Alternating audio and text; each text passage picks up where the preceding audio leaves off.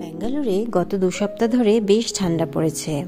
সূর্য তো উঠছেই না, প্রায় বৃষ্টি হচ্ছে আর সাথে সাথে একটা ওয়েদার। এরকমই একটা সন্ধে আমরা চলে গেছিলাম গ্লেনস বেক হাউসে।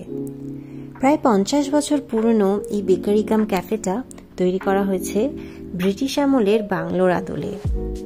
আমরা পৌঁছেই অর্ডার দিয়ে দিয়েছিলাম হট চকলেট, মোকা কফি আর পোট্যাটো ভেজেস। হট চকলেটটা খেতে অসাধারণ ছিল।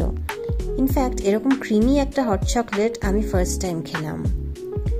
তারপর মেইন কোর্সের অর্ডার দিয়ে করে নিয়েছিলাম কিছু ফটোশ্যুট, আর তারপরেই চলে এসেছিল আমার চিজি হোয়াইট সস পাস্তা আর ওর গ্রিল চিকেন।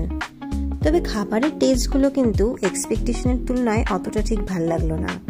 আসলে বিয়ের আগে আমরা যখন কলকাতায় থাকতাম তখন দুজনের সাথে দুজনের দেখা করার একটা অধীর আগ্রহ কাজ করত, আর তাই জন্য চলে যেতাম ক্যাফেতে বা রেস্টুরেন্টে, এবং এই একই ডিশগুলো কিন্তু কলকাতার ক্যাফেতে অনেক বেটার প্রিপেয়ার করতে বলে আমার মনে হয়।